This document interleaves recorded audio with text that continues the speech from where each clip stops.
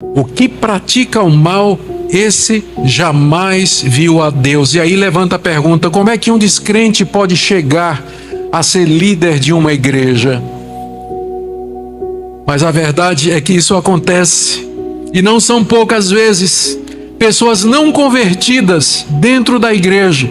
Às vezes porque a gente acha que todo mundo que está na igreja no domingo, só porque está ali há 30 anos, 40 anos é crente, aí a gente não prega mensagem de arrependimento, mudança de vida, mensagem para a consciência, mensagem de peso realmente para a alma. A gente fala como se eles fossem crentes, como se os filhos dos crentes já fossem crentes. Não são. Eles têm que se converter. Filho de crente tem que se converter. Só o fato de que nasceu na igreja não quer dizer que ele é salvo, não. Aí ele nasceu na igreja, foi batizado na igreja, cresceu ali, fez profissão de fé, vai participar da mocidade porque tá legal, os amigos estão lá, ele cresceu com aqueles jovens, lá tem uma menina legal que ele quer namorar, que beleza, vai casar com ela, vai ficar na igreja, prosperou no seu negócio, é um professor reconhecido, diácono, presbítero, pastor. É fácil. Queridos irmãos, quero saudar a todos com a paz do Senhor Jesus, dizer a Deus e dizer a vocês da alegria e da gratidão a Deus de poder participar desse evento tão especial na vida da igreja, quando vocês celebram 50 anos. Louvado seja Deus por isso. Para mim é um privilégio poder participar aqui e de alguma forma servir aos irmãos. Antes de começar, eu queria apresentar minha esposa, ela está comigo hoje à noite, vou pedir para ela ficar em pé.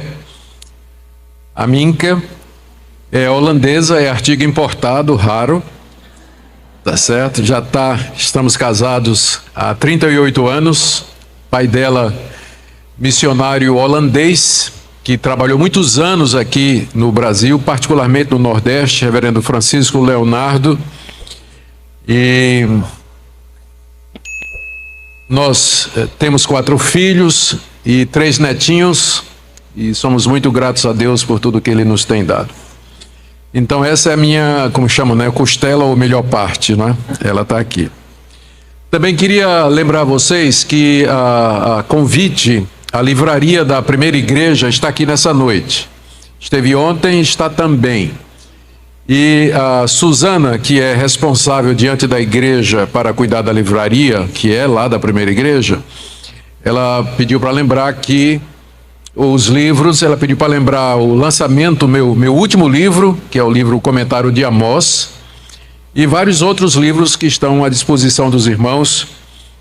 Ela mandou dizer, pelo menor preço que vocês podem encontrar. Eu fiquei aqui no melhor lugar para fazer propaganda, mas não comecei a pregar ainda, então dá para falar. Então, vocês não vão encontrar nada com esse preço, embora ainda apareça gente chorando, né? Querendo um pouquinho mais barato e tal, mas aí o preço já está muito bom. E para dizer que se eu conseguir ficar lá fora um pouquinho, aqui a assinatura é grátis, tá? Não é cobrada a assinatura se você comprar um livro meu. Tá bom, pastor? Desculpa a propaganda, mas era para lembrar os irmãos, porque muitas vezes as pessoas querem, né, perguntam a respeito dos livros. Tem algumas livrarias fechando, inclusive lá no Recife, e aí então é uma oportunidade que nós trazemos aí, que a livraria da nossa igreja está trazendo para os irmãos. Eu não ganho nada com isso, isso aí não é minha livraria, isso aí é a livraria da Primeira Igreja Presbiteriana do Recife. Então não é... Estou fazendo divulgação por conta dos irmãos.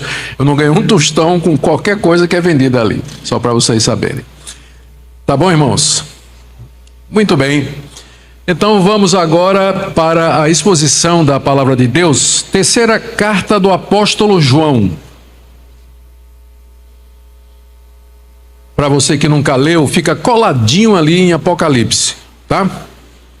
Terceira carta do apóstolo João. Depois de João, da terceira de João, tem Judas e aí tem Apocalipse. Mas nós hoje vamos para a terceira carta do apóstolo João. Antes de ler a carta, eu queria tecer algumas considerações a respeito dela. O cristianismo no primeiro século cresceu muito em pouco tempo. E cerca de 350 anos depois da morte do Senhor Jesus Cristo, já havia se tornado uma das religiões predominantes do Império Romano, a ponto de que o imperador Constantino, no século IV, ele teve que passar um edito reconhecendo o cristianismo como uma religião legal, porque não era permitido. Os cristãos foram perseguidos durante os 4 primeiros séculos. Houve 10 perseguições oficiais movidas pelos imperadores. E foi somente no século IV que o cristianismo foi legalizado pelas autoridades. Antes disso, os cristãos estavam sujeitos a serem presos, serem assediados pela polícia, ter os seus bens arrestados, serem torturados, quando não jogados à morte. Milhares e milhares de cristãos morreram nas arenas, nos circos, morreram em praça pública, queimados, decapitados e outros tipos de morte. Os que nós conhecemos mais são aqueles relatados no Novo Testamento. Já nessa época, a gente vê a perseguição começando contra os cristãos, e a gente sabe que Paulo morreu meados da década de 60 por ordem do imperador Nero. Na primeira grande perseguição, Paulo foi decapitado na Via Ápia, lá em Roma. Mais ou menos na mesma época, o apóstolo Pedro também morreu, foi brutalmente condenado à morte, também pelo mesmo Nero.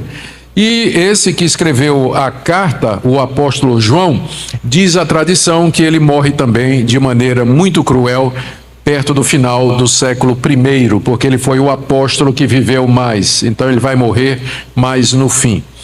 Mas o cristianismo, ele sobreviveu todas essas perseguições.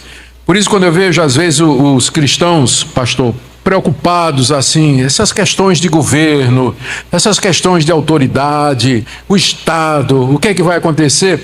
Eu sempre lembro que a igreja já vem sobrevivendo há 2000 anos. Nós sobrevivemos a 10 perseguições, sobrevivemos ao imperador Nero. Então, o que está acontecendo hoje, sem querer menosprezar, é fichinha, perto do que a igreja já experimentou durante os seus 2000 anos de história, de existência. E foi foi nesse clima que a igreja apostólica, a igreja do primeiro século, ela cresceu, ela se espalhou pelas províncias romanas e alcançou os finais do mundo conhecido. Já perto, em meados do século II, o cristianismo já havia alcançado grande parte do mundo conhecido. Os discípulos tendo cumprido aquela ordem que Jesus deu: ide por todo o mundo, pregai o evangelho a toda criatura. A gente fica perguntando como é que pessoas simples, que não tinham, por exemplo, a imprensa, que não tinham telefone, que não tinham internet, que não tinham as mídias sociais, que não tinham correios eficientes como nós temos hoje, facilidade de transporte, avião, ônibus, rodovias. Como é que essas pessoas conseguiram se movimentar tão rapidamente e se organizar de maneira tão eficiente, a ponto de que, a partir de 12, um número pequeno, eles se multiplicaram em milhares em poucos anos?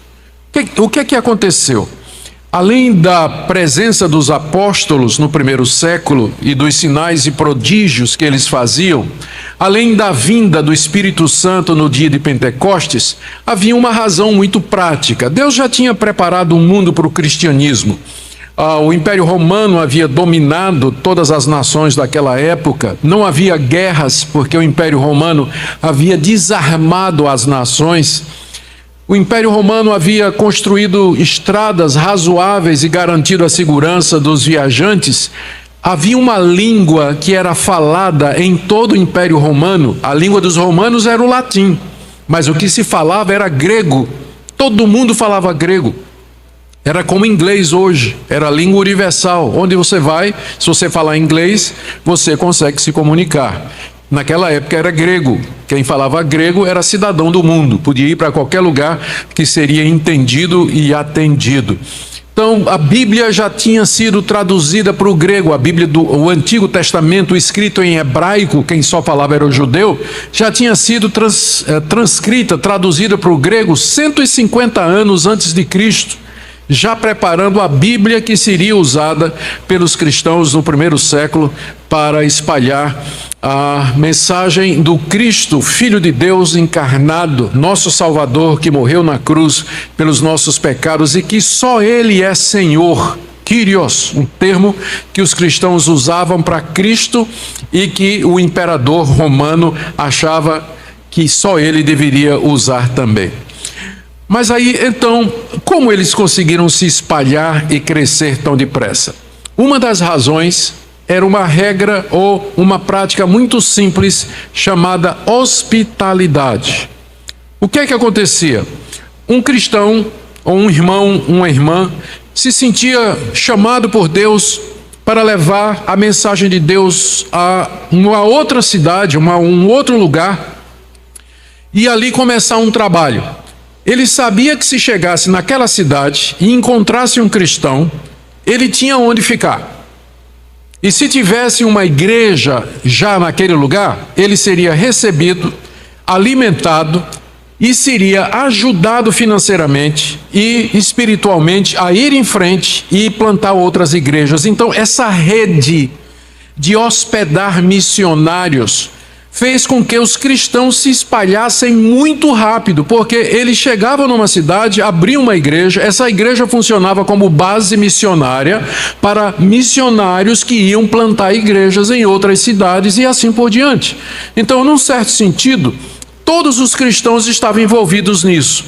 Alguns iam viajar, eram itinerantes, saíam pelas cidades, pelas vilas pregando o evangelho, outros ficavam trabalhando, ganhando recursos financeiros para poder ajudar, financiar aquelas pessoas. E outros abriam suas casas para receber esses missionários e alimentá-los, fortalecê-los, encorajá-los e mandá-los a caminho. Essa foi a grande arma do cristianismo no primeiro século. Um evangelismo, vamos dizer, caseiro, familiar, onde todos os cristãos estavam envolvidos, um ia, outro apoiava, outro dava comida, todo mundo estava envolvido na obra de missões nos primeiros séculos da existência da nossa fé. Por isso que ela cresceu rápido. Cresceu rápido, cresceu forte, se espalhou pelo mundo, foi reconhecida como religião legal e mais tarde se torna a religião predominante do Império Romano. Então, esse é o contexto do primeiro século em que esse livro aqui foi escrito, a terceira carta de João. Por que essa carta foi escrita?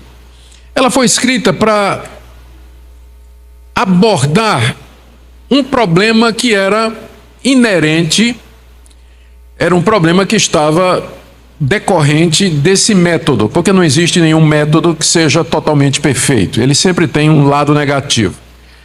A questão é que tinha gente que se aproveitava, e chegava lá, o irmão chegava a alguma cidade, descobria que ele tinha uma igreja de crentes, geralmente as igrejas eram nas casas, era que eles não tinham construído templos. A gente só pode construir templos depois de Constantino, no século IV, até lá, as casas, as catacumbas, reuniam ao ar livre, e reuniam em outros lugares, mas eles não iam construir templos como nós temos hoje. Muito bem, uma pessoa que se dizendo cristão, ele chegava numa cidade, descobria onde tinha casa e igreja, ia lá e dizia: eu sou missionário, sou evangelista, sou profeta e eu preciso de apoio. Ele ia ficando, comendo da comida dos irmãos, tinha lugar para dormir, ia ficando, e de repente não era nada, era alguém que estava abusando da hospitalidade dos irmãos. E havia também os falsos profetas, que descobriram isso aí. Então eles se infiltravam nas igrejas, aproveitavam a hospitalidade dos irmãos, se apresentavam como crentes, recebiam a acolhida e a palavra para falar na hora das reuniões. Por isso que João escreveu as 3 cartas que nós temos aqui. O apóstolo João, servo de Deus, ele escreveu a primeira carta, a chamada primeira carta de João, colocando 3 testes pelos quais as igrejas poderiam descobrir quem era o verdadeiro itinerante, quem era missionário de verdade. Quem era missionário de verdade tinha que passar pelo teste da ortodoxia, do amor ao próximo e das boas obras, de uma vida santa, de uma vida reta. Eram 3 testes. Esse é o centro da primeira carta de João. Na segunda carta de João, ele escreve para dizer às igrejas para não receber o falso profeta. É a famosa carta onde ele diz assim, que se alguém chegar na sua casa e não trouxer essa doutrina, não receba e nem dê as boas-vindas, para que você não se torne cúmplice com ele. Conhece essa passagem? É na segunda carta que João escreveu exatamente para resolver o problema do falso profeta itinerante, que ia pelas igrejas e aproveitava quando tinha a palavra, o microfone, para trazer a falsa doutrina. Mas havia um outro problema, que é o caso da terceira carta de João, que eu vou trazer para os irmãos nessa noite. É que às vezes tinha igrejas que não queriam cooperar com isso. E às vezes não era nem igreja, tinha líderes que não viam com bons olhos esse negócio de plantar novas igrejas, esse negócio de levar o evangelho às religiões mais distantes do mundo. Vocês podem acreditar nisso, mas tinha gente no primeiro século que era contra e que lutava contra a propagação do evangelho. Eu acredito que até o dia de hoje nós temos os mesmos problemas. Nós temos falsos profetas que entram nas igrejas, nós temos irmãos que se apresentam como missionário, faz aquelas cartas missionárias bonitinhas, a gente dá o dinheiro, a gente dá o apoio financeiro e depois vai ver, o cara é preguiçoso, passa o dia na internet, passa o dia na rede social, não sai para evangelizar, não sai para pregar em praça pública, não sai para fazer o trabalho de Deus e assim por diante. E tem gente também que não se envolve com missões. Do mesmo jeito, nós vamos encontrar pessoas nas igrejas, que estão nas igrejas, mas não é nem que elas sejam contra, mas elas não se envolvem. Elas não têm o coração na obra do evangelho como deveria ser. João escreveu essa terceira carta exatamente nesse contexto que eu vou contar para vocês agora. O apóstolo João morava em Éfeso a essa altura da vida dele. Morava em Éfeso. E ele tinha um discípulo chamado Gaio. Gaio morava numa outra cidade e era membro de uma outra igreja casa. E Gaio era uma pessoa de confiança do apóstolo João. E o apóstolo João tinha a visão de evangelizar a Ásia Menor, que era aquela província da qual Éfeso é a capital. Era a Ásia Menor, era ali a área de trabalho do apóstolo João. E Gaio morava numa cidade estratégica ali da Ásia Menor. E o que é que João fazia? João encorajava pessoas, missionários, irmãos, eles são chamados de irmãos aqui na carta. João encorajava esses irmãos e dizia: olha, você vai lá na cidade tal, lá você vai procurar Gaio. Gaio é meu discípulo. Gaio tem condições financeiras, ele é um homem de posses, ele mesmo não é missionário, mas ele tem uma casa onde funciona talvez uma igreja, e ele recebe os irmãos missionários, ele ajuda os irmãos missionários e envia mais adiante para ir pregar o evangelho. Então João tinha esse sistema de evangelização, o apóstolo João. Ele mandava missionários para o irmão Gaio, e o irmão Gaio, que morava lá na fronteira, mandava os missionários para frente. Só que o pastor de Gaio, chamado Diótrefes, não estava gostando disso. Ou ele tinha ciúmes de João, tinha ciúmes do apóstolo João, ou ele não gostava do fato de que o evangelho estava sendo pregado aos não-judeus, porque Diótrefes é um nome judeu. Então é provável que ele era um judaizante. No livro de Atos vocês encontram o exemplo de gente que era judeu, que se converteu e não queria que o evangelho fosse pregado aos gentios, aos não-judeus. O apóstolo Pedro, no começo, teve que ser convencido por Deus de que era para pregar o evangelho aos gentios. Lembra lá a experiência de Pedro em Atos 10, que ele tem uma visão do lençol que desce, aí Deus manda ele pregar lá na casa de Cornélio, que era romano. Até Pedro teve que ser convencido de que o evangelho não era somente para os judeus, mas era para todas as nações. Então Diótrefes talvez era um desses, que achava que o que João estava fazendo estava errado. Não era para pregar o evangelho para o mundo, era só para os judeus o evangelho. Talvez Diótrefes fosse um desses. E aí o que é que acontecia? Diótrefes começou a atrapalhar o trabalho de Gaio. Na verdade, Diótrefes se tornou o líder da igreja. Não sei se ele era o pastor ou se era um homem de grande influência dentro da igreja. Mas pela influência dele, ele expulsava os irmãos e expulsava da igreja quem hospedasse os missionários. Era um homem que estava usando a sua influência para atrapalhar a obra missionária naquilo que ele pudesse fazer. Que ele pudesse fazer para estragar, ele ia estragar. Esse era o Diótrefes. João já tinha mandado uma carta, né? O Gaio se queixou ao apóstolo João, dizendo: olha, não adianta você mandar irmãos ou mandar missionários aqui, porque eu estou tendo problema com o pastor da minha igreja. O Diótrefes, ele não está querendo que eu continue essa missão, esse trabalho que eu estou fazendo. A coisa está muito difícil. Como é que é? E João disse: espera aí. Escreveu uma carta lá para a igreja, mandou uma carta para o conselho da igreja. E o Diótrefes o que é que fez? Engavetou a carta, não deu atenção. Mas foi o apóstolo João? Não quero nem saber. Ele não deu atenção, aí começou a falar mal de João, do apóstolo João, já idoso, servo de Deus, apóstolo de Jesus Cristo. No fim da vida, teve que pegar um abacaxi desse. Então já vá aprendendo de que mesmo quando a gente ficar velho, ainda vai ter abacaxi para descascar. Não é? Pastor pensa que vai assim, ter uma velhice tranquila. Vai não. Sempre tem os Diótrefes da vida, né? Qualquer idade eles vão aparecer. Ele não queria saber de João. E aí, então, o apóstolo João está resolvido a ir pessoalmente na igreja e enfrentar o Diótrefes. E para isso, então, ele escreve essa carta aqui que eu vou ler. A terceira carta, que é mais um bilhete, não é? É mais um bilhetinho, é o menor livro do Novo Testamento, é esse aqui.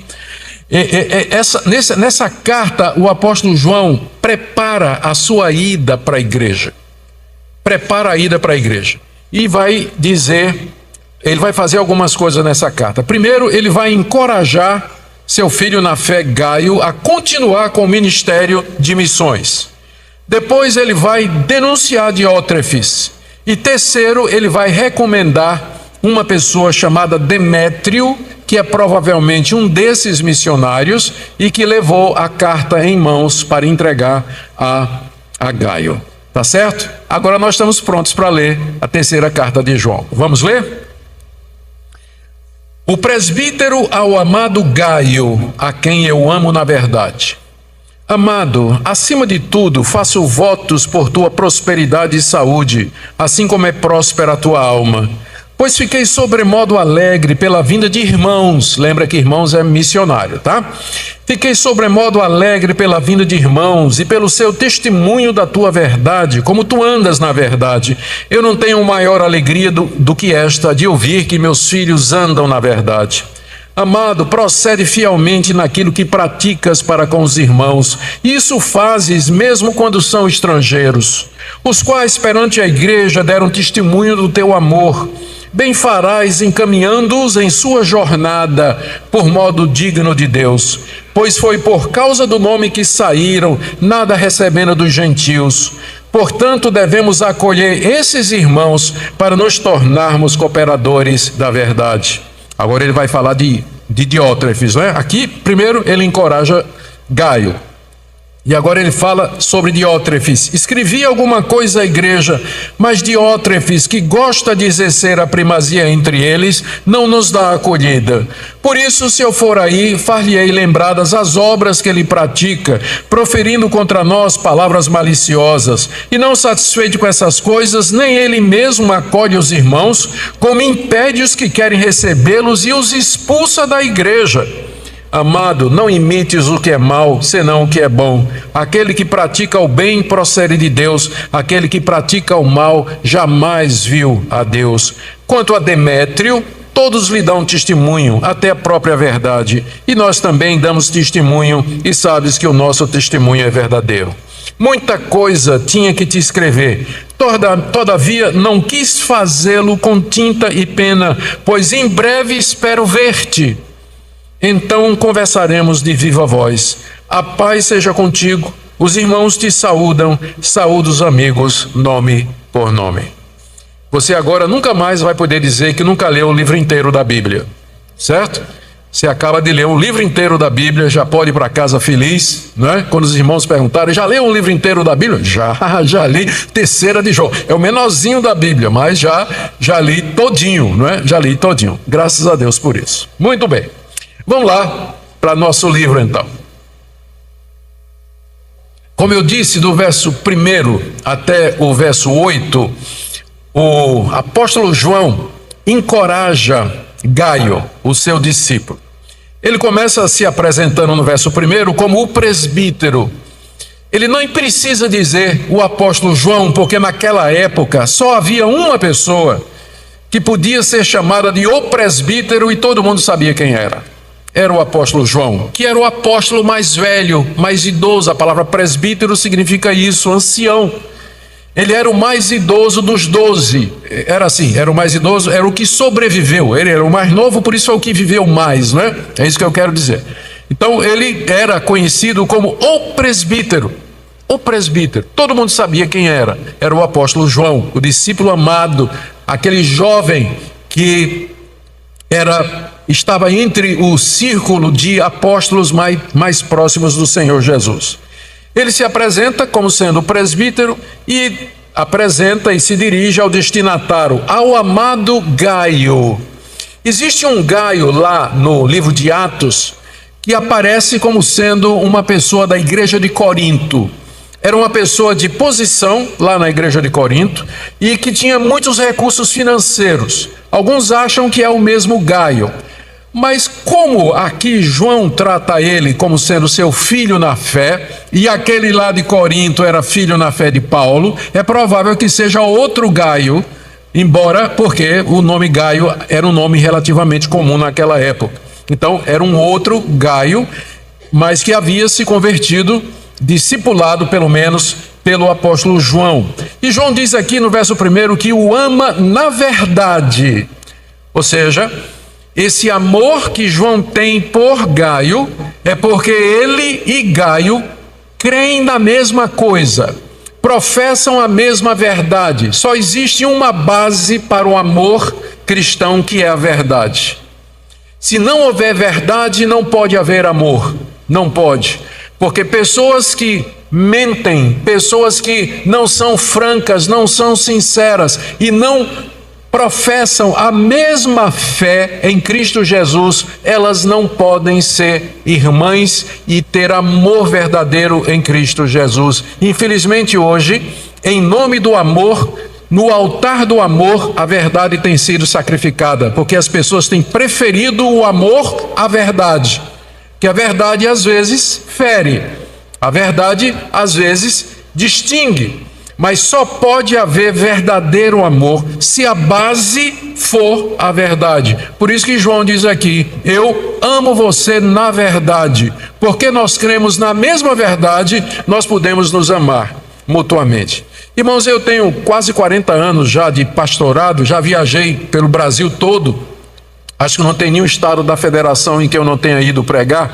Preguei no exterior, morei no exterior e sempre, aonde eu cheguei, que encontrava uma igreja fiel à palavra de Deus, eu sentia que eu estava em casa.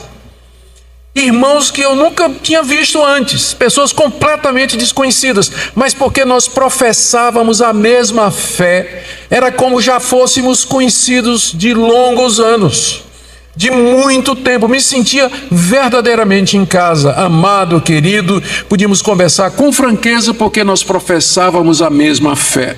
Se não houver verdade, não pode haver amor. Pode haver conveniência, pode haver o politicamente correto, Pode haver a falsa prudência, que na verdade é covardia, mas o verdadeiro amor, ele se apoia na verdade, como João diz aqui no verso 1.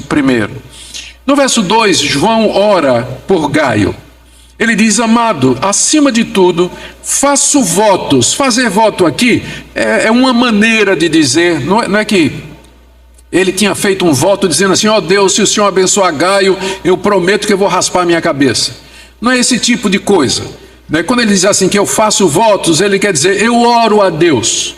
Eu me empenho diante de Deus, eu procuro a Deus em oração. Então aqui no verso 2, ele está orando por Gaio, e ele pede duas coisas a Gaio, a Deus, em favor de Gaio. Ele diz: acima de tudo, eu faço votos, eu oro por tua prosperidade. A prosperidade aqui é financeira. A gente fica tão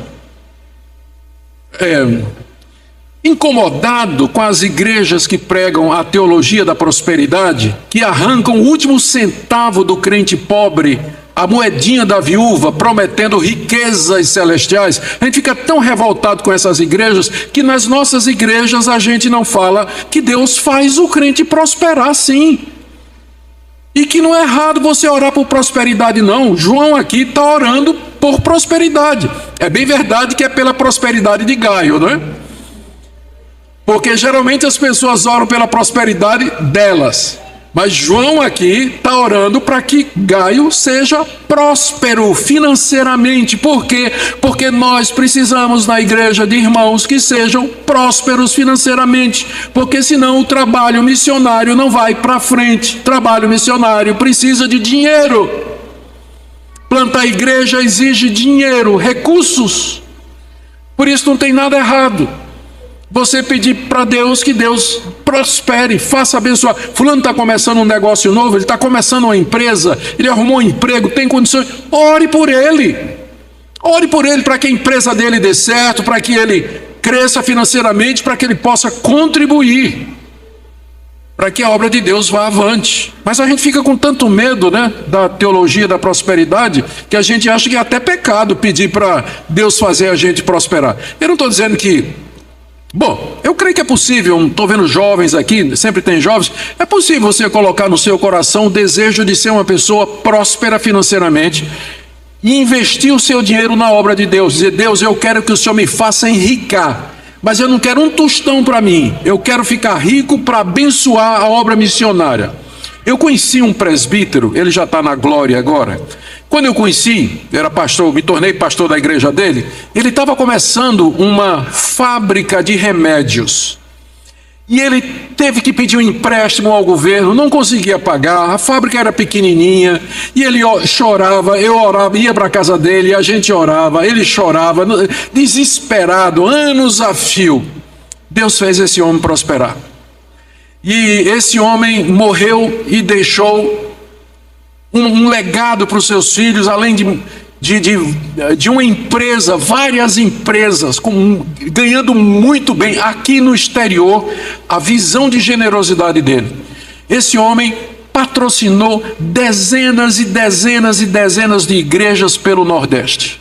Igrejas, construção de igrejas pelo Nordeste. Com o dinheiro que ele ganhava, ele fazia isso. Ajudou pastores, ajudou seminaristas. A generosidade desse homem era uma coisa extraordinária. Eu oro que Deus levante no meio da igreja brasileira homens tementes a Deus, homens e mulheres tementes a Deus, fiéis a Deus, que sejam prósperos financeiramente, para poder abençoar a obra de Deus.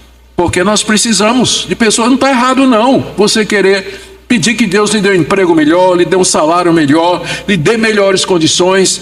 Por quê? Porque você quer abençoar outras pessoas, você quer abençoar a obra de Deus. Então está aqui, você está vendo aqui o apóstolo João orando pela prosperidade do Gaio. Que bênção, né? E depois ele ora por saúde.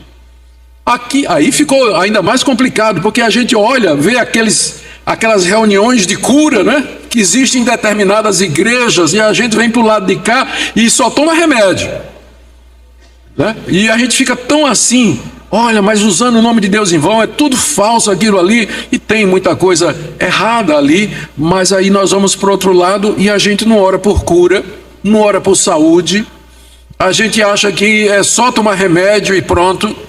João está orando pela saúde de Gaio. Ele está dizendo: ó, Gaio, eu faço votos a Deus pela tua saúde. Não só que você prospere financeiramente, mas que você tenha muita saúde. Não é errado então você pedir a Deus isso, você orar pela cura de quem está doente, pedir que Deus cure. Deus cura pelos remédios, Deus cura pelo médico. Se Deus quiser curar com um milagre, Ele é poderoso para fazer isso. Mas a gente pode orar sim pela saúde, não é problema não. Mas aí, olha o final. Ele diz assim no verso 2. Eu vou ler o verso todo. Amado, acima de tudo faço votos por tua prosperidade e saúde, assim como é próspera a tua alma. Entendeu? Seria mais ou menos assim: que Deus te dê prosperidade e saúde na medida em que você é espiritual. Se você for pouco espiritual, que Deus te dê pouco. Se você for muito, que Deus te dê muita prosperidade e saúde. Sabe por quê? Porque um crente rico e que não é espiritual, ele é uma pedra no sapato da igreja. Porque ele quer mandar na igreja, quer mandar no conselho, quer mandar no pastor, quer dar ordem na igreja, porque ele tem dinheiro. Mas a alma dele não é próspera. Ele não é espiritual. Ele não teme a Deus. Ele pensa que a igreja é empresa e quer tratar os negócios da igreja como se fosse um comércio, um negócio. Então não basta só ser próspero e ter saúde, precisa ser próspero espiritualmente para poder ser uma bênção, para poder ajudar outras pessoas, para saber como usar os recursos de Deus, para saber como investir no reino de Deus de maneira sábia. Oro, diz aqui João, ele pede 3 coisas a Deus pelo seu discípulo: prosperidade financeira, saúde e especialmente espiritualidade.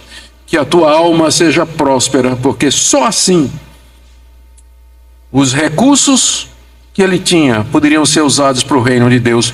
E Gaio de fato era uma dessas pessoas que Deus tinha abençoado com muita riqueza e que ele empregava no reino de Deus com muita sabedoria, como nós estamos vendo aqui. Aqui no verso 3, João manifesta a alegria que ele tem pelo testemunho que ele ouviu a respeito desse moço. Eu acho que ele era moço, né? Não tenho muita certeza, um homem de meia idade talvez, chamado Gaio. Verso 3, fiquei sobremodo alegre pela vinda de irmãos e pelo seu testemunho da tua verdade, como tu andas na verdade. O que é que aconteceu? João recebeu lá na sua igreja, na igreja de Éfeso, visita de missionários que tinham estado na casa de Gaio. E eles, diante da igreja, no culto, eles deram testemunho dizendo: irmãos, nós queremos louvar a Deus pela vida do irmão Gaio. Nós estivemos lá na cidade dele, ele nos recebeu na casa dele, nos abençoou, nos encaminhou, nós pudemos ir fazer o trabalho de Deus, estamos de volta aqui para agradecer a Deus pela vida de Gaio. E João, que era o pastor da igreja e era o pastor à distância de Gaio, disse: oh Deus, como eu estou alegre, não é? Está aí, ó, fiquei sobremodo alegre. Eu vou lhe dizer uma coisa, sabe o que é que dá mais alegria ao pastor verdadeiro? Ele ouvir testemunhos desse tipo do seu rebanho. Quando as pessoas chegam para ele e dizem assim: aquele casal fulano de tal é da tua igreja? Aí o pastor diz: é. Olha, mas que casal abençoado, viu? Que casal abençoado, uma vida maravilhosa, prudentes, amantes de Deus e conhecem a palavra de Deus, instruídos. Olha, você não tem ideia de como o pastor fica feliz quando ouve um negócio desse. Mais do que quando ele ganha aumento salarial. Pode ter certeza, né? Ele fica feliz da vida, mas fica feliz da vida. João diz aqui: eu não tenho alegria maior do que essa, de ouvir que os meus filhos andam na verdade. O verdadeiro pastor, ele se alegra com isso. É isso que faz o coração dele bater. É isso que o mantém andando, caminhando no meio das dificuldades, no meio do sofrimento, dos desafios que o ministério representa. Exatamente por isso, porque ele quer ouvir isso aí. Aqui no verso 3, João diz que ele ficou alegre porque os irmãos disseram que ele anda na verdade. Andar na verdade seria fazer aquilo que Gaio estava fazendo, recebendo os irmãos, tratando, acolhendo e mandando para o campo missionário.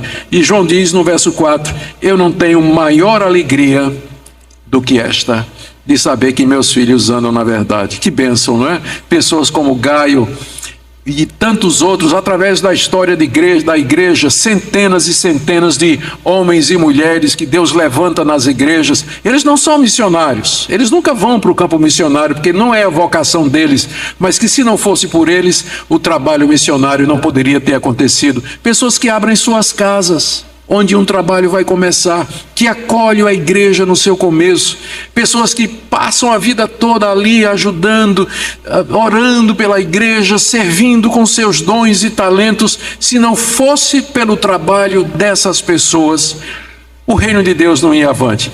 A gente fica pensando que é só pastor, né? Tem gente que acha que a igreja, a visão que eles têm de igreja é um ônibus, onde os membros estão todos sentados, o pastor é o motorista e o tesoureiro é o cobrador. Pronto, você não precisa fazer nada, você paga todo mês ali, se senta confortavelmente e o pastor vai fazer tudo. A visão correta da igreja é de um barco, é de um barco de competição, onde você tem os remadores sentados, cada um com um remo na mão, todo mundo remando, e o guia, o mestre, o piloto dizendo, à esquerda, à direita, mais força agora, a parte de trás, puxa mais. É o pastor, né? A tarefa do pastor é guiar vocês no trabalho de Deus, para que cada um de vocês desenvolva seu talento, seu dom, seu ministério, esteja envolvido no trabalho de Deus. Tem a história de um menino que ouviu uma pregação dessa, aí ficou feliz da vida, foi para a escola, e era naquele dia na escola, a professora de artes iria começar a preparação e o ensaio de uma grande peça, e ela iria então fazer teste com os alunos para saber quem ia fazer o papel de quem naquela peça que seria apresentada lá na escola, né, no teatro. E aí o menino foi feliz da vida para ir lá para a escola, e quando ele volta para casa, a mãe diz, e aí filho, você descobriu qual é o seu lugar, o papel que você vai fazer? E sim, mamãe, a professora descobriu qual é o meu talento especial. E qual é, filho? É ficar lá sentado no banco, aplaudindo os meus colegas que estão lá na frente fazendo aquele trabalho. Ele não tinha nenhum talento para a arte, mas ele podia ficar lá e encorajar, e orar, e dizer, vamos, estamos aqui, no que precisar, nós vamos servir, nós vamos trabalhar. Então, todo mundo tem uma função, e o apóstolo João aqui está lidando com um desses que não era missionário, mas sabia muito bem por que Deus tinha feito ele prosperar e tinha tanta riqueza. Do verso 5 até o verso 8, na verdade do verso 5 até o verso 6, João elogia o trabalho de Gaio. Olha, isso é tão importante. Elogio é uma faca que corta dos dois lados. Porque se você começa a elogiar um obreiro, um pastor, um missionário, ele pode pensar que ele é alguma coisa. E a gente já tem a tendência de ser vaidoso, né? Já tem a tendência de ser vaidoso. A minha esposa, por exemplo, ela sabe que eu tenho tendência a isso. Ela anda com um alfinetezinho que toda vez que eu tenho balonite aguda, ela chega e dá uma furadinha. Ela vê na hora, né? Quando eu estou sendo, né? E aí então ela dá uma furadinha. É uma bênção quando a esposa faz isso e ajuda o obreiro, né? E vice-versa, quando o marido ajuda a mulher, que mulher também sofre de balonite aguda às vezes, né? Ela pode pensar que é alguma coisa, ou o marido pode pensar que é alguma coisa. Então é bom quando Deus manda alguém furar o balão da gente. Então tem um lado negativo do elogio, mas tem um lado bom também, que às vezes a gente está desanimado. Às vezes o pastor está desanimado, o missionário está desanimado, o obreiro está desanimado, aquela senhora que vem abrindo a casa dela toda semana para aquele culto de oração, ela está desanimada, está cansada com aquilo ali. E às vezes uma palavra de elogio o encorajamento pode ajudar aquela pessoa. É isso que João está fazendo aqui com Gaio. Verso 5, amado, procedes fielmente. Procedes aqui, melhor traduzido, você está procedendo fielmente naquilo que você pratica com os irmãos. E isso fazes mesmo quando são estrangeiros, os quais perante a igreja deram testemunho do teu amor. Aqui João passa recibo do testemunho dos irmãos que estiveram lá na igreja falando bem de Gaio. Agora ele diz para Gaio, olha, os irmãos que você acolheu, eles vieram aqui na nossa igreja e eles falaram, eles deram um bom testemunho a respeito de você. Eles falaram de como você os acolheu, mesmo quando eram estrangeiros, mesmo que eram desconhecidos para você, você recebeu na sua casa, você os abençoou, você está procedendo de maneira fiel. Aqui João está elogiando Gaio, e como isso é importante você elogiar. Agora precisa ter cuidado, né? Como eu disse, não elogie demais não, porque a gente é vaidoso. Mas, por outro lado, a gente desanima também. E uma palavra boa, uma palavra bem colocada, anima o coração da gente. A gente fica feliz, a gente fica animado e encorajado, como João está fazendo aqui. Ele diz no verso 5, amado, você está procedendo fielmente naquilo que você pratica com os irmãos. O chamado de Gaio não era ir para outro lugar, começar uma igreja do zero ou pregar o evangelho onde Cristo nunca tinha sido pregado. Esse não era chamado de Gaio. E Deus não chama todo mundo para fazer isso. O chamado de Gaio era prosperar financeiramente, para investir naqueles que Deus havia chamado para serem missionários. E nisso que era a vocação de Gaio, ele procedia com fidelidade, ele fazia isso com constância, com amor, com dedicação, porque era o trabalho dele. E aí o resultado é o testemunho, verso 6, que os irmãos perante a igreja deram testemunho do teu amor. Ele fazia isso com grande amor e dedicação. E aqui no final do verso 6 até o verso 8, João dá instruções a Gaio sobre como proceder dali para frente. São 3 instruções. Na verdade, é uma instrução seguida por alguns motivos. Veja só o final do verso 6. Bem farás encaminhando esses irmãos em sua jornada por modo digno de Deus. Olha, Gaio, se você encaminhar esses irmãos na sua jornada por modo digno de Deus, você vai estar fazendo certo. Aqui nós temos algumas coisas importantes. A tarefa de Gaio era encaminhar os irmãos. Ele mesmo não ia, mas ele encaminhava. Segunda coisa era encaminhá-los na sua jornada. Eles eram itinerantes, eram missionários que iam de igreja em igreja, de cidade em cidade, pregando o evangelho, evangelizando as populações. Então, Gaio deveria encaminhá-los, mas não era encaminhar de qualquer jeito. Diz aí que é encaminhar de modo digno de Deus. Você já ouviu aquela história? Talvez não. Mas eu me lembro, eu era jovem, faz muito tempo então, né? Adolescente, participava, lá na minha igreja havia uma preocupação missionária muito grande. De vez em quando vinha missionários para a igreja, minha família gostava de receber, minha mãe amava receber os missionários em casa. A gente tinha uma casa, tinha uma casa grande, tinha um quarto onde os missionários ficavam.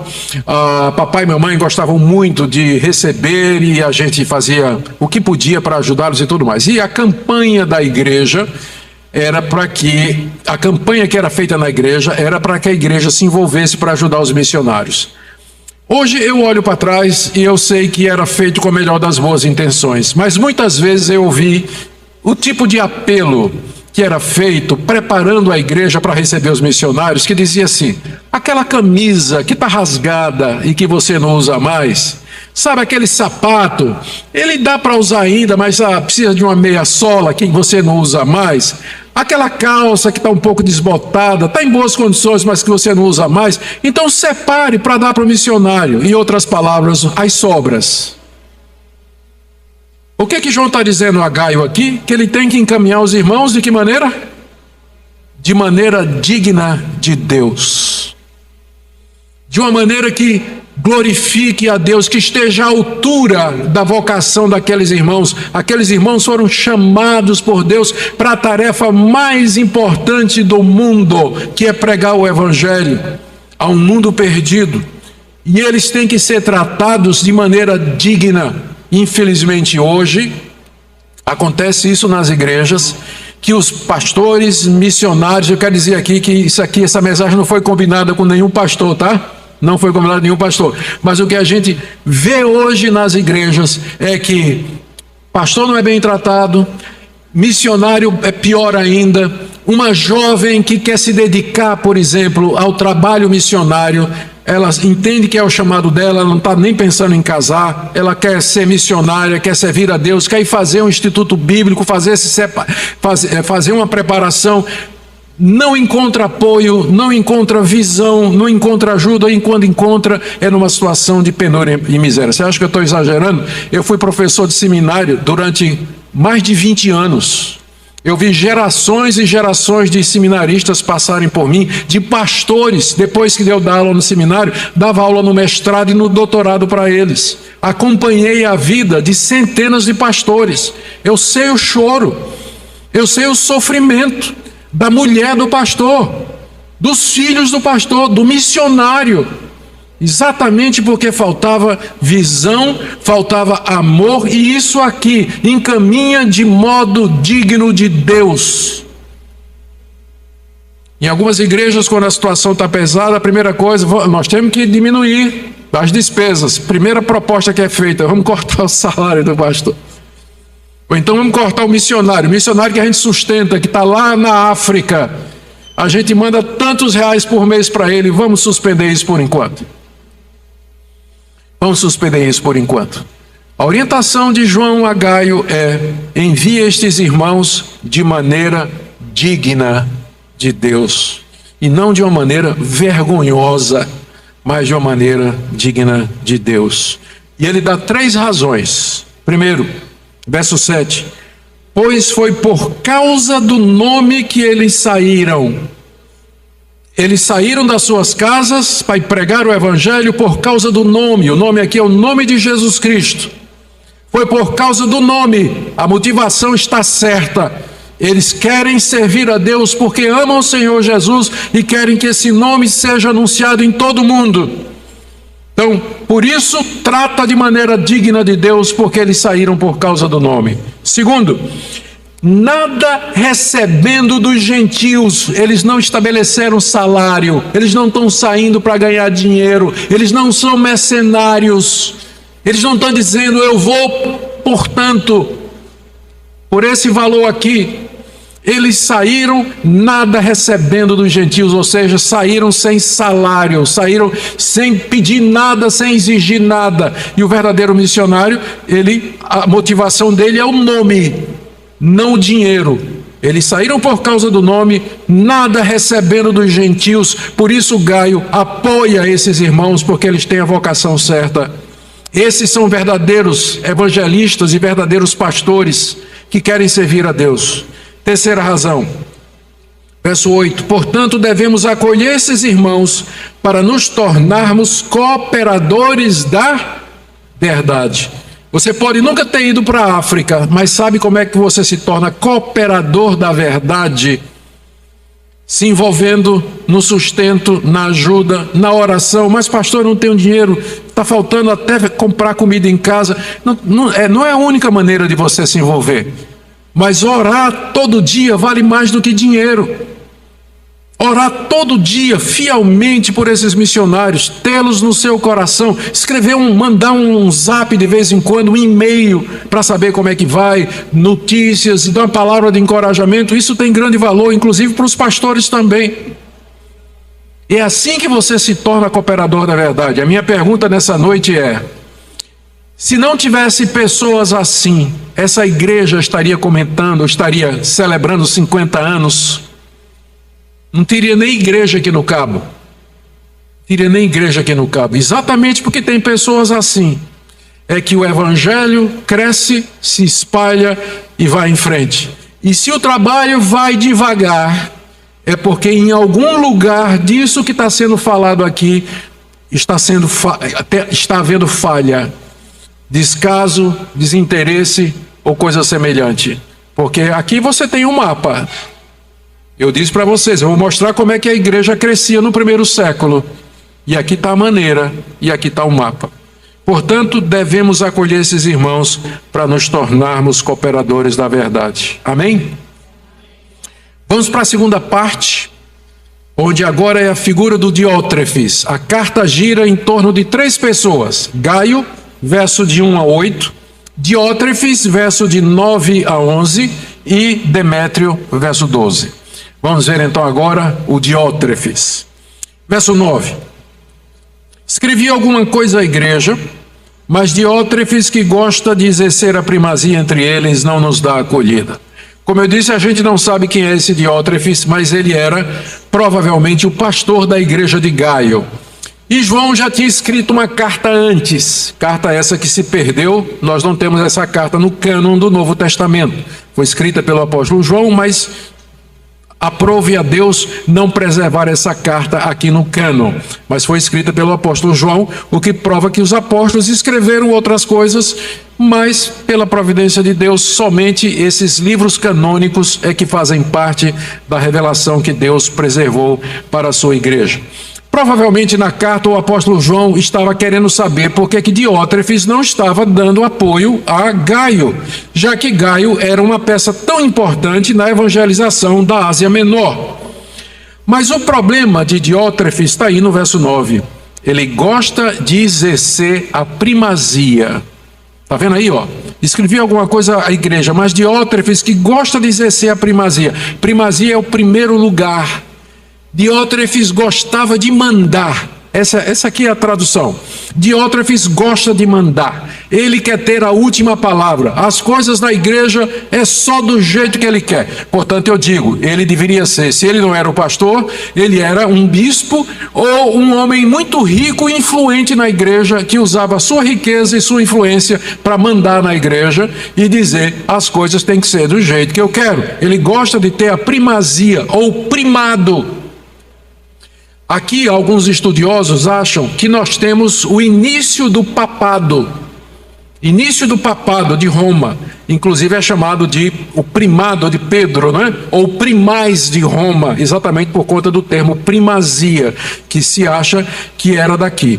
Daqui, eles acham esse tipo de governo, uma pessoa tendo autoridade. Isso aí vai aparecer no 2º século, e esses pastores locais que tinham muita autoridade sobre uma região, eles passam a ser chamados de bispos. E aí o bispo de Roma, lá por meados do século IV e V, ele é declarado como sendo o pai da cristandade, de onde vem o nome Papa. Então, exatamente porque é o primaz, né? Quer ter autoridade sobre tudo. Num certo sentido, eu até acho bom que o primeiro Papa tenha sido Diótrefes, né? Alguns acham que foi o primeiro Papa. Porque senão, se fosse Gaio, imagine como teria sido o nome do primeiro Papa.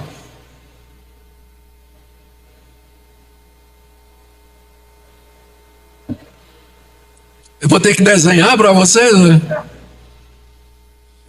Tudo bem. Não foi o Papa Gaio, não é? Mas o Papa Diótrefes, não é? Que começou essa coisa toda aqui. Por isso que eu disse que foi melhor que foi Diótrefes. Bom, tudo bem. Diótrefes era esse tipo de gente que gostava de mandar. E não acolheu o apóstolo João. João, então, no verso 10 diz aí: se eu for aí, eu far-lhe-ei lembradas as coisas que ele pratica, proferindo contra nós palavras maliciosas. Diótrefes já tinha começado uma campanha contra o apóstolo João, dizendo mentiras, proferindo palavras maliciosas, querendo desgastar a autoridade de João, porque ele não concordava com a missão entre os gentios. Aqui nós temos uma pessoa que está fazendo tudo o que ela pode para impedir a obra missionária. ela tem recursos, ela tem influência, ela tem poder, ela tem lugar na igreja, mas em vez de usar isso para o bem da igreja, para a evangelização dos gentios, ela usa para dificultar o trabalho. O que ela puder fazer para dificultar o trabalho, esse tipo de pessoa vai fazer. Infelizmente, há muitos diótrefes na história da igreja. Na longa história da igreja, você vai encontrar pessoas que sempre se levantaram contra o trabalho de evangelização, o trabalho missionário e assim por diante. Usando argumentos tipo assim, mas no fim todos vão ser salvos, para que evangelizar? Deus no fim vai salvar todo mundo. Ou a gente poderia pegar o dinheiro que a gente vai investir no trabalho missionário e aqui, ajudar os pobres aqui da cidade do Cabo. Tem muito pobre, muito sem teto aqui. Muita gente passando por necessidade. Por que a gente não faz obra social em vez de fazer evangelização? Como se fosse ou um ou outro, né? Como se fosse ou um ou outro. Ou outros motivos que as pessoas levantam para não verem a necessidade de investir, de se envolver com a obra missionária. Existe muito argumento que as pessoas acham aí. Quando não vê pronto, elas inventam um argumento exatamente para não se envolver com esse tipo de coisa. Era o Diótrefes. João diz aqui, no final do verso 10, o que é que o Diótrefes estava fazendo?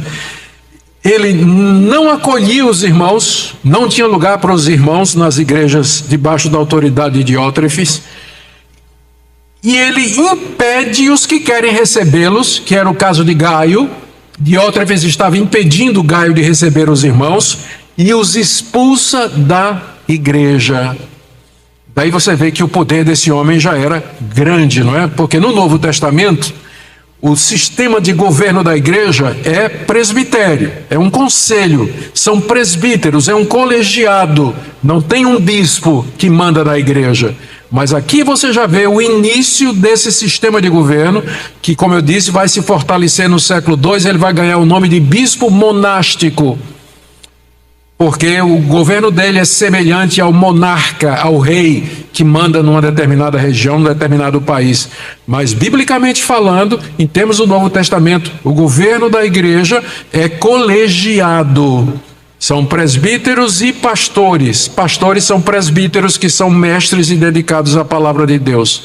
Mas é assim que a igreja funciona. Diótrefes já é o primeiro bispo que a gente encontra aqui no Novo Testamento e exercendo essa autoridade toda. Por isso que a gente acha que o melhor sistema de governo não é de um homem mandando. Porque quando o homem é bom, faz as coisas rápido e acontecer. Mas e se ele for Diótrefes? Não é? Então, o melhor sistema de governo é colegiado. Um grupo de pessoas levantadas por Deus, as qualificações estão lá em 1 Timóteo capítulo 3, está em Tito capítulo 1, Atos capítulo 6, Atos capítulo 20, tem pelo menos 4 ou 5 lugares do Novo Testamento onde as qualidades dos líderes da igreja são descritos lá. E a igreja deveria seguir isso aí. Por falha disso, a gente não sabe como, mas esse homem Diótrefes, ele conseguiu chegar a essa posição de autoridade. E aí, queridos, veja o que é que diz o verso 11. João diz a Gaio: amado, não imites o que é mal. A preocupação de João é que o seu jovem discípulo ficasse influenciado pelo exemplo de Diótrefes, porque esse tipo de liderança é um mau exemplo. Não imite o que é mal, não vá atrás de gente arrogante, prepotente, que é contra a evangelização, que não se envolve com a palavra de Deus, que não quer ver as pessoas sendo salvas, que não tem visão missionária, que pensa que igreja é negócio, que é uma instituição, que cristianismo é uma religião. Essa questão de religiosidade. Não imite o que é mal, Gaio, não imite o que é mal, senão o que é bom. Era como se João dissesse: você tem o meu exemplo, você tem o meu exemplo. E João era completamente diferente de Diótrefes, não é? O João tinha visão missionária, tinha amor por missões. Agora veja essa declaração: aquele que pratica o bem, Gaio, procede de Deus, mas aquele que pratica o mal jamais viu a Deus. Será que João está dizendo aqui que Diótrefes não era crente? O que pratica o mal, esse jamais viu a Deus. E aí levanta a pergunta: como é que um descrente pode chegar a ser líder de uma igreja? Mas a verdade é que isso acontece, e não são poucas vezes. Pessoas não convertidas dentro da igreja, às vezes porque a gente acha que todo mundo que está na igreja no domingo, só porque está ali há 30 anos, 40 anos é crente, aí a gente não prega mensagem de arrependimento, mudança de vida, mensagem para a consciência, mensagem de peso realmente para a alma. A gente fala como se eles fossem crentes, como se os filhos dos crentes já fossem crentes. Não são, eles têm que se converter. Filho de crente tem que se converter. Só o fato de que nasceu na igreja não quer dizer que ele é salvo, não. Aí ele nasceu na igreja, foi batizado na igreja, cresceu ali, fez profissão de fé, vai participar da mocidade porque está legal, os amigos estão lá, ele cresceu com aqueles jovens, lá tem uma menina legal que ele quer namorar, que beleza, vai casar com ela, vai ficar na igreja, prosperou no seu negócio, é um professor reconhecido, diácono, presbítero, pastor. É fácil. Pessoas não crentes ocuparem posição de liderança na igreja, especialmente quando a igreja não vigia. E o resultado são os diótrefes, que quando chegam nessa posição, eles vão ser uma pedra no tropeço da igreja, uma pedra de tropeço para a igreja. Eles vão fazer o que puderem para impedir a obra de Deus, porque não são convertidos. E essa é a razão de muito problema na igreja. Gente que é membro da igreja, mas que não é crente.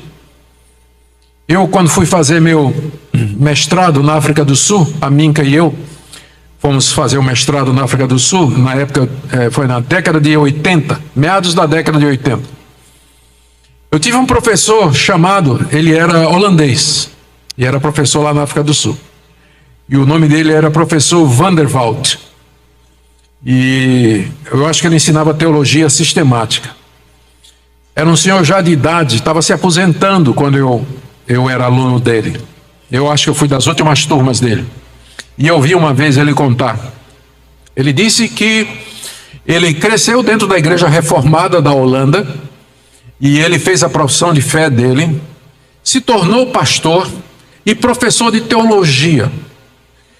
E quando tinha mais ou menos 50 anos de idade, ele ficou doente e ele teve que ir para um hospital, onde ficou lá internado durante um tempo. E nesse tempo ele não tinha muita coisa que fazer, e ele começou a ler um comentário de Martin Lloyd-Jones em Romanos capítulo 7, onde fala da lei e de como a lei sonda o nosso coração e mostra a pecaminosidade do nosso coração. Sabe o que é que aconteceu?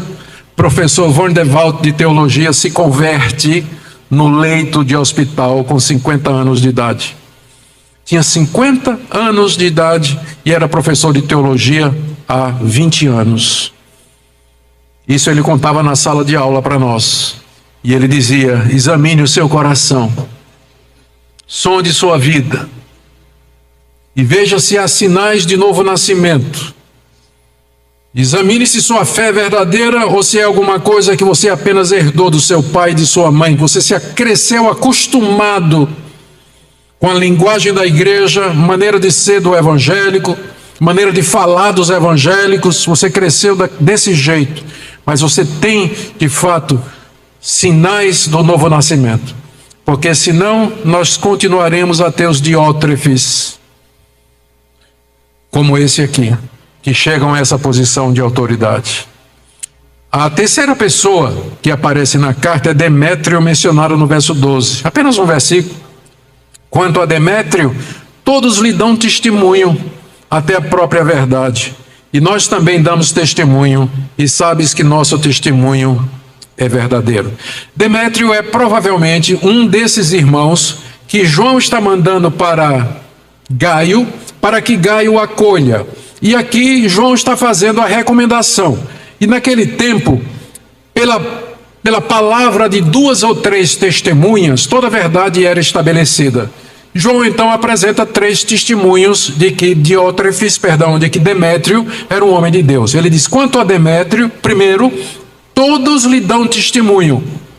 Todos aqui, quer dizer, todos aqueles que conhecem Demétrio dão testemunho de que ele é crente, ele é fiel. Segundo, até a própria verdade dá testemunho de Demétrio, é uma referência a Deus. O próprio Deus dá testemunho de que Demétrio é crente, porque ele anda na verdade de Deus, ele ama a verdade de Deus, ele quer fazer a vontade de Deus. Terceiro, nós também damos testemunho, nós aqui é o apóstolo João, e eu dou testemunho de que Demétrio é crente verdadeiro. É como se ele estivesse dizendo: Gaio, esse aqui você pode receber, encaminha esse irmão, investe na vida dele, manda ele para o seminário, prepara ele, porque de fato ele é homem de Deus, e a gente tem que investir nessas pessoas para levar o reino de Deus avante. João termina nos versos 13, 14 e 15 com algumas recomendações interessantes que eu vou mencionar aqui. Ele diz aí no verso 13: muitas coisas eu tinha que te escrever.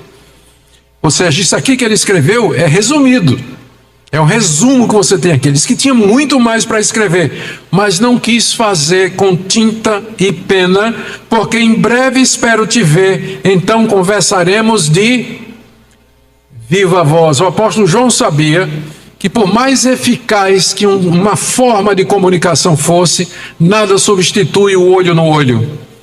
A conversa pessoal, chegar junto, tomar um café junto, bater um papo. Tem muita gente valente na internet, mas quando você vai falar pessoalmente lá, aí você vê que é um ratinho rugindo de leão. Porque na internet todo mundo é brabo. Né? Todo mundo é valente, você diz o que você quiser, mas na vida real é outra coisa, então a gente tem muito para dizer, escrever, teclar, né? na comunicação, mas João sabe que isso nada disso vai substituir a verdadeira comunicação. Eu espero falar com você olho no olho, de viva voz. Não tem como emular esse tipo de comunicação. Comunicação humana é um fenômeno muito complexo, né? Envolve postura corporal, cheiro, o movimento dos olhos, o tom de voz, tanta coisa está envolvido na comunicação, continua sendo, porque Deus nos fez assim, pessoas. E essa é a melhor maneira da gente conversar. E isso aqui eu uso para dizer para vocês, talvez uma aplicação para os jovens aqui, né? Cuidado com o pessoal que você conhece pela internet, né? Cuidado com o pessoal que você conhece nas mídias sociais, né? Porque é muito fácil você fazer um perfil falso, vários, e você se passar por quem você quiser. É muito fácil. Então, coisa séria como relacionamentos, olho no olho, presente, em pessoa, para saber realmente com quem você está falando. Cuidado com esse tipo de coisas que hoje é extremamente comum e tem muita gente desesperada, triste, porque caiu em alguma armadilha desse tipo. A paz seja contigo, diz João a Gaio, no verso 15. Os amigos te saúdam, e saúda os amigos aí na tua igreja, nome por nome. Eu confesso que aqui eu perco para o apóstolo João, porque eu não sei o nome do pessoal de todo mundo da minha igreja. São 800 e poucas pessoas, eu não sei reconhecer nome por nome. Às vezes fica até envergonhado quando uma pessoa, membro da igreja, compra um livro, né? E diz assim: pastor, eu queria que o senhor assinasse aqui, faz uma dedicatória para mim.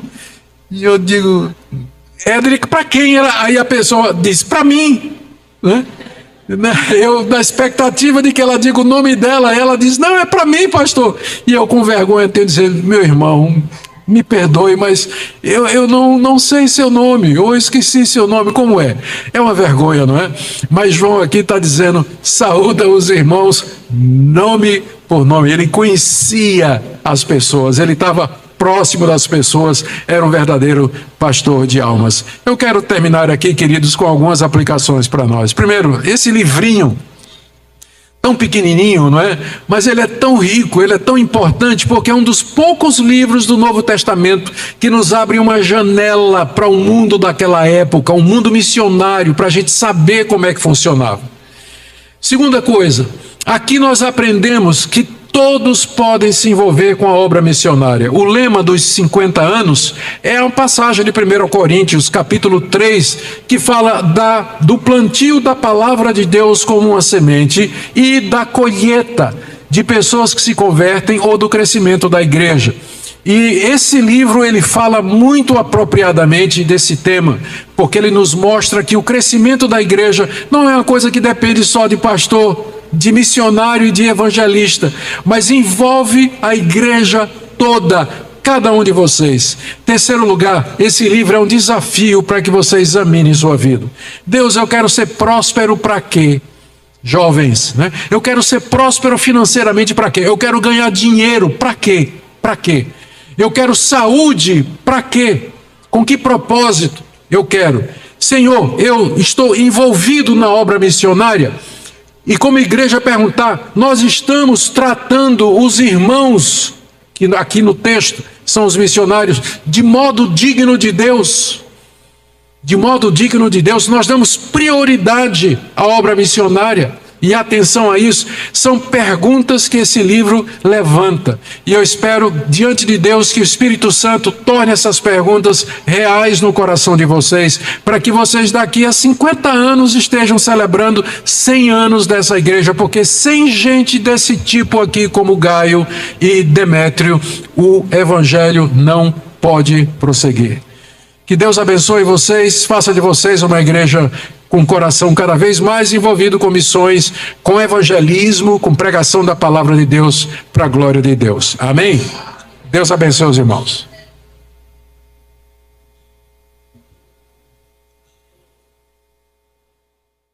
Baixe nossos conteúdos gratuitamente. Acesse o canal pelo link na descrição.